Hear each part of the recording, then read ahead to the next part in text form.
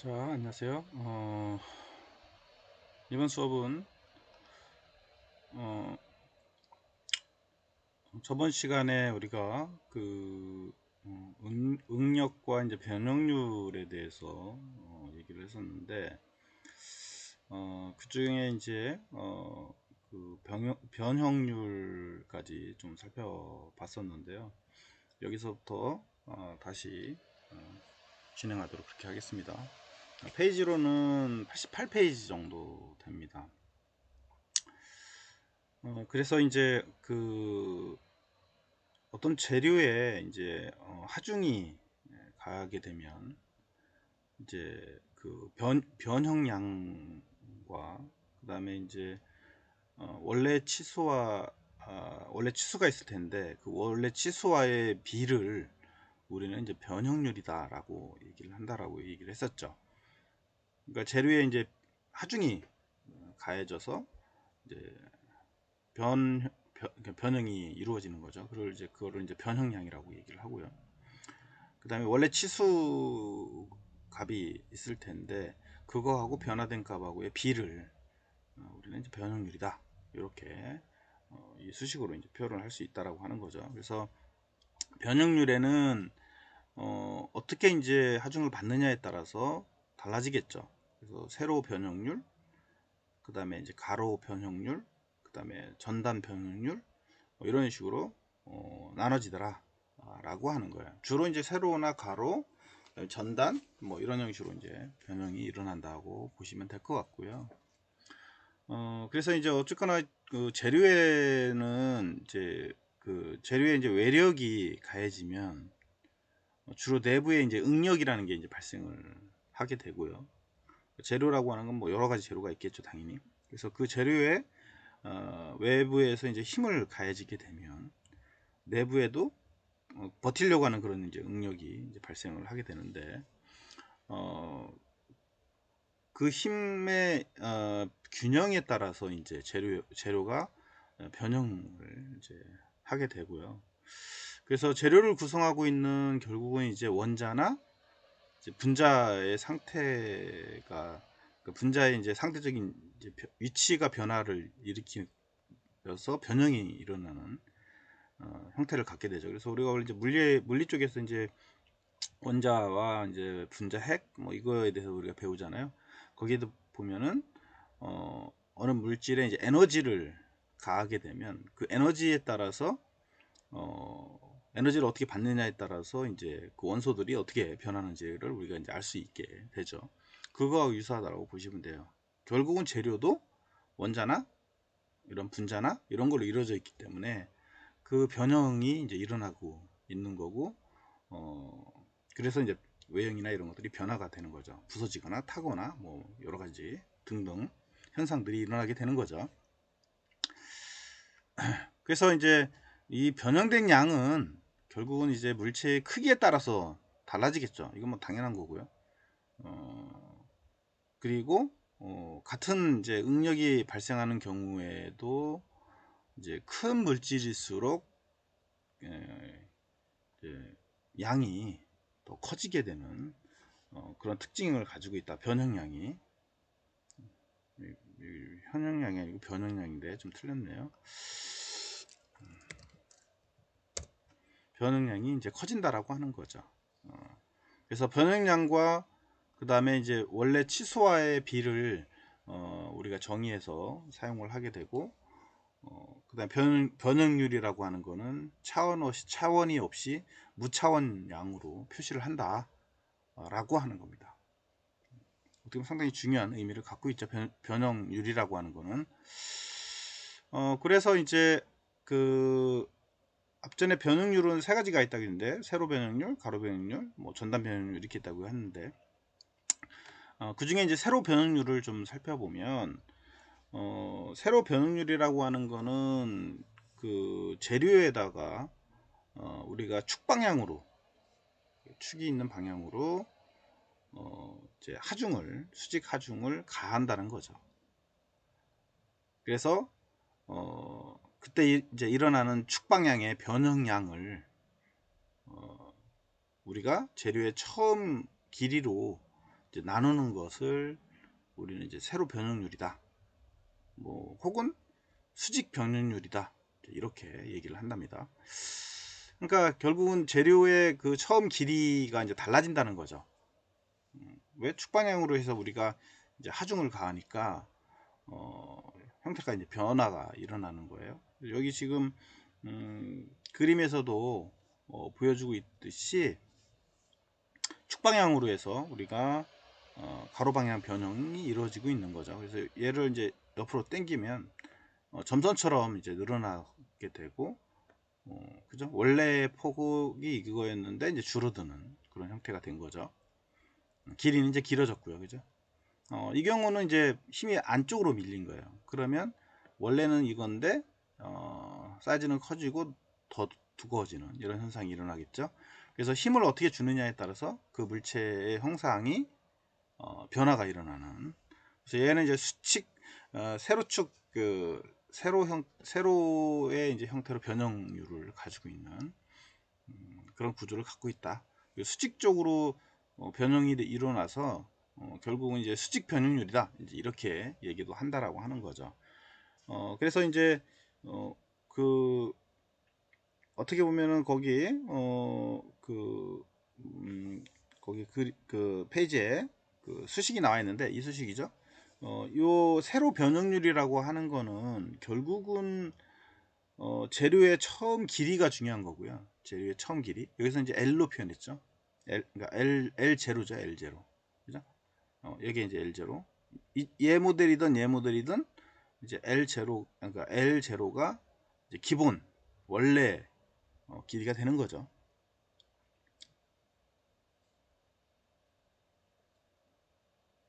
그 다음에 하중을 받은 다음에 이제 길이가 변화되는 거를 여기서는 이제 L로 표현하게 된다는 거죠. 그죠? 그래서 얘는 지금 L만큼 더 늘어났잖아요. 그래서 이제 L이라고 하는 거는 L0 처음 기준에서 플러스 델타 L만큼 늘어난 플러스된 형태가 되는 거고, 요거 같은 경우는 길이는 당연히 원래 길이는 이건데 이만큼 줄어든 거죠. 그죠?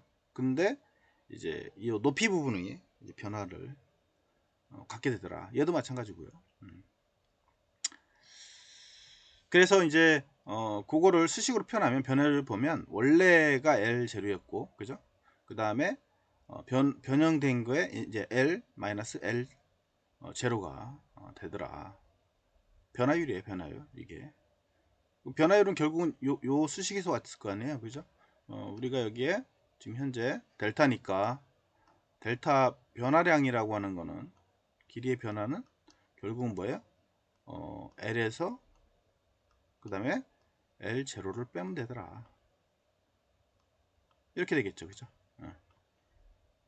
그래서 요 변화량이라고 하는 건 요게 되는 거고요. 그거를 다시 정리하면 뭐 이렇게 요걸로 다시 정리할 수가 있게 되는 거죠. 그래서 결국은 세로 변형률이라고 하는 거는 우리가 이렇게 처음 재료의 길이와 그 다음에 하중을 받은 후에 이제 나중에 변형된 길이를 가지고 이제 표현할 수가 있다라고 하는 거고요. 여기 당연히 뭐 여기에 그 축방향으로 해서 이제 변화된 길이의 양의 축 방향의 재료의 변화량이라고 보시면 될 것 같아요. 그렇게 이제 변화가 된다고 보시면 될 것 같고요. 그러면 이제 그 89페이지에 보면 이제 가로 변형률이라고 나왔는데 가로 변형률도 우리가 이제 그 표현을 하면 가로 변형률은 결국은 재료의 축방향으로 해서 이제 수직 하중을 가할 때 일어나는 이제 가로 방향의 변형량을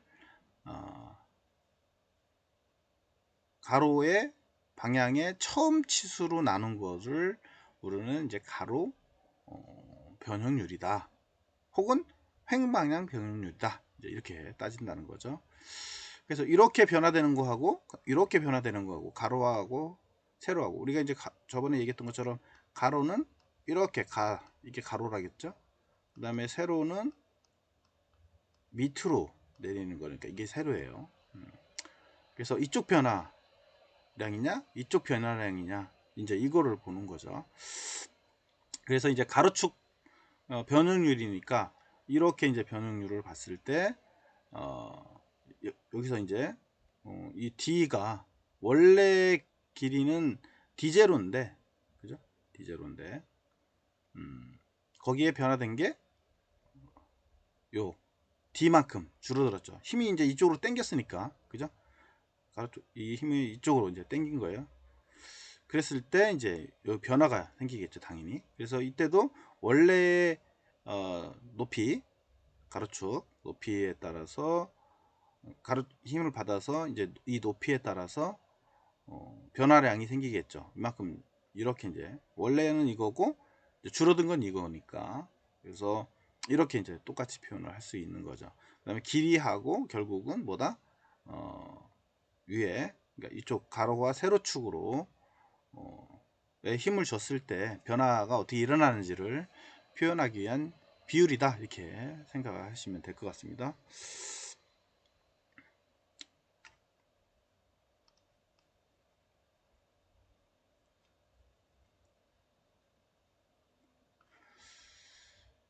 자, 그 다음에 다음 편에 넘어가면 이제 그러니까 푸아송 비라고 하는 게 있는데, 우선은 요 그 푸아송 비를 나가기 전에 거기 그 89페이지에 설명이 있어요. 설명. 그 설명을 잠깐 보면 뭐라고 나와 있냐면은 그 인장 하중을 받으면 재료의 길이가 델타 L만큼 이제 늘어난다는 거죠. 그죠? 그리고 인장 하중을 받으면 델타 L만큼 이제 늘어난다고 하는 거예요. 이게 설명을 해 놓은 겁니다. 이때 이제 인장률은 이렇게 이제 된다는 거고요. 요거 설명한 겁니다. 그 다음에 얘는 이제 플러스 값을 갖는다 라고 하는 거고요. 그 반면에 이 B 같은 경우는 압축 하중을 받았다는 거죠. 이쪽에서 이제 압축을 눌러버린 거예요. 받으면 이제 수축이 일어나는 거죠. 수축이 일어나고 이제 요 델타 L만큼 줄어든 거잖아요. 그래서 얘는 이제 음수를 이제 음의 값을 갖게 된다는 거예요. 그래서 델타 L만큼 이제 줄어들었으니까, 그죠? 얘는 줄어들었으니까 빼줘야 하는 거잖아요. 그래서 음수를 갖게 되는 거고요. 그래서 압축 변형률하고 요 이제 음수라는 그 성분은 사실은 이제 그 음수와 그 다음에 그 양수의 그런 그 플러스와 마이너스의 의미는 우리가 늘어났느냐 줄어들었냐의 그 차이라고 보시면 될 것 같고요. 그 다음에 이제 재료가 그 수직 하중을 받을 때 인장 변형률, 그 다음에 이제 압축 변형률을 우리가 총칭을 해서 이제 그 세로 변형률이다, 이렇게 한다는 거죠. 그래서 거기 뭐 중간에도 나와 있지만 재료의 수직 하중을 받았을 때 이제 인장 이렇게 당기는 거예요. 그죠? 당기는 인장 하중, 인장으로서의 변형률, 그 다음에 압축으로서의 변형률을 총칭해서 우리가 세로 변형률이다, 이렇게 이제 얘기한다는 거죠. 꼭 알아두시고요. 그래서 이제 모든 금속 재료는 그러니까 밀도가 거의 일정하기 때문에 주로 재료의 축방향, 길이 방향이죠. 축방향으로 인장 하중을 받으면 재료의 길이가 이제 늘어난다는 거죠. 그 다음에 가로축 방향으로는 길이가 이제 가늘어지는 거고요. 늘리면 이쪽으로는 이제 그 세로축으로는 이제 늘어나는 거고, 가로축 입장에서는 줄어드는 거고, 그죠? 뭐 이거 당연한 거고요, 이거는. 그 다음에 얘 같은 경우는 이제 압축 하중을 받으면 길이는 짧아지고 그 다음에 가로축은 이제 굵어지더라 라고 하는 거예요. 그래서 가로축 변형률, 뭐 그다음에 가로축 변화량 이렇게 이제 표현을 해서 우리가 이쪽에서는 이제 D로 이제 표현하고 있다, 이렇게 설명하고 있는 거니까 참고로 읽어보시면 뭐 이 내용은 그렇게 어렵지 않은 거라고 보고요. 자, 그 다음에 이제 푸화송의 비인데요. 푸화송의 비는 그 가로축 변형률, 그 다음에 세로축 변형률, 우리가 두 가지를 아까 봤었잖아요. 여기서 가로축 변형률하고 그 다음에 세로축 변형률, 실은 프라임을 이제 붙였는데 이 두 가지의 이제 변형률을 우리가 계산이 되면 이거에 대한 비, 이 두 개에 대한 비가 바로 푸화송의 비다, 이렇게 보시면 될 것 같아요. 그래서 그 비를 우리가 이제 나눠서 이렇게 본 거예요. 그래서 결국은 가로 변형률을 세로 변형률을 이제 나누면 되더라. 그리고 절대값을 붙인 거는 아까 얘기했던 것처럼 마이너스 기호가 나오기 때문에 그래요. 그래서 결국은 이제 결과는 똑같아요. 그렇기 때문에 마이너스 부호가 있기 때문에 절대값을 붙인 거고요. 그래서 푸화송에 이제 비에 우리가 역으로 이제 취하면 그 푸화송 비의 역수가 결국은 푸화송 수를 나타내더라 라고 하는 거고요. 그래서 푸화송소는 푸화송의 수는 결국은 이제 요 푸화송 비를 이제 역순으로 해서 나누면 나오더라 라고 하는 겁니다. 뭐 그런 내용들이 쭉 있고요. 그 밑에 이제 설명이, 또 푸화송에 대한 설명이 좀 나와 있습니다. 그래서 푸화송 비는 결국은 이제 가로 변형률, 그 다음에 이제 세로 변형률을 나누는 걸 말한다. 그리고 푸화송 비의 역수는 푸화송 수다. 그 다음에 수직 하중을 받으면 세로와 그 다음에 가로 방향으로 변형이 동시에 발생한다. 그 다음에 세로 변형과 가로 변형의 비는 응력이 어느 한계값 이하일 때는 각 재료마다 고유한 값을 갖고 있다. 그래서 이제 푸화송 비를 가지고 정의를 하더라 라고 하는 거고요. 그래서 이제 주로 이런 이제 푸화송 비를 우리 이제 탄성계수하고 같게 그 재료 상수로서 아주 중요한 요소로 사용된다. 재료 상수에서는 탄성계수도 중요하고 푸화송의 비도 상당히 중요한 거로 이제 사용이 된다, 이렇게 보시면 될 것 같고요. 그리고 이제 세로형 변형률, 세로 변형률과 가로 변형률의 부호가 서로 반대이기 때문에 이제 음수의 부호를 이제 갖더라. 그렇지만 아까 얘기했던 것처럼 절대값을 표현을 해서 써서 크기만 보기 때문에 방향성은 음수와 양수는 방향성을 의미한다, 이렇게 보시면 될 것 같고요. 그 다음에 금속 재료인 경우 요 V값이 푸화송 B가 범위가 있다는 거죠. 범위는 0.25에서 0.35 정도의 범위 내에서 존재하더라 라고 하는 거고요. 그래서 이 푸화송 B의 그 이론적인 이제 최대값은 0.5까지고요. 그 최대값에 이르는 거는 이제 고무가 여기에 포함이 되더라. 그러니까 결국은 0.5까지 가면 고무인데, 고무는 땡기거나 줄이면은 늘어나거나 줄고 뭐 이러잖아요. 좀 부드럽게 이루어지는데 그때 최대값은 이제 0.5 정도 이제 이루어져 있다 라고 하는 겁니다. 그래서 그런 내용들이 쭉 설명이 되어 있는 거고요. 요약 정리를 좀 해봤습니다. 그래서 그 변형 포화송의 비를 가지고 이제 정리한 게 이제 90페이지에 있는 내용이에요. 그래서 거기 알루미늄, 그 다음에 이제 황동, 청동, 주철, 영강, 그 다음에 경강, 니켈, 금, 그 다음 납, 고무 각각 정의가 돼 있죠. 그래서 저걸 보면은 이제 강도가 얼마나 차이가 있는지를 우리는 대충 알 수가 있겠죠. 자, 그리고 요 밑에 뭐 그 우리가 이제 세로 탄성 계수, 그 다음에 이제 가로 탄성 계수와 그 다음에 푸아송 비를 이제 이론적으로 관계식을 나타내면 이제 이렇게 나온다고 합니다. 그래서 여기에 보면은 이제 뭐 그 E가 이제 세로 탄성 계수고요. 그 다음에 G가 이제 가로 탄성 계수인데 세로 탄성 계수하고 가로 탄성 계수는 비례하더라 라고 하는 거고요. 그 다음에 푸아송 B가 있으면 이제 요 가로 탄성 계수하고 푸아송 B는 뭐다? 반비례 하게 되는 거죠.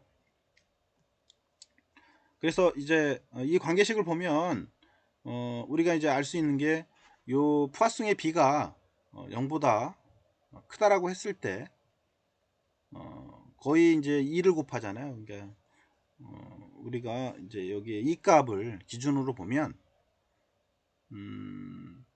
이 값이 이제 이쪽 그 왼쪽으로 옮기면 결국은 요 세로 탄성 계수가 결국은 가로 탄성 계수하고의 2배 이상 차이가 나더라 라고 하는 거죠. 그렇겠죠? 당연히. 그래서 이거를 이제 그림을 아니 뭐야 저 수식을 다시 표현하면 결국은 2라는 놈은 이 뭐뭐뭐뭐 해가지고 뜰 거고요. 그죠? 그 다음에 G가 되겠죠. 이렇게. 그렇겠죠? 얘가 0보다 큰다라는 전제 조건이에요. 0보다 작아버리게 되면 이제 값이 틀려지겠죠. 당연히. 더 줄어들 수 있어요. 그렇지만 이제 얘가 0보다 크다라고 한다면 최하가 이제 2가 될 거고요. 그죠? 이제 2 이상이 되겠죠. 그죠? 배수가. 그래서 결국은 가로 탄성 계수하고 세로 탄성 계수는 2배수의 차이를 이상의 2배수 차이 이상을 가지고 있다라고 하는 결론을 우리가 알 수가 있다라고 하는 겁니다. 좀 알아두고요. 이 부분도.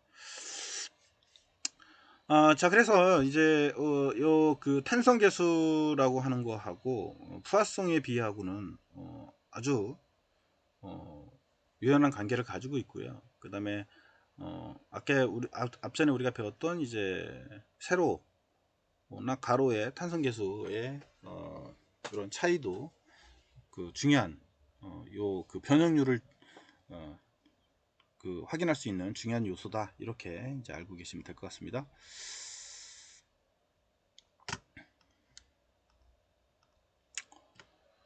자 그러면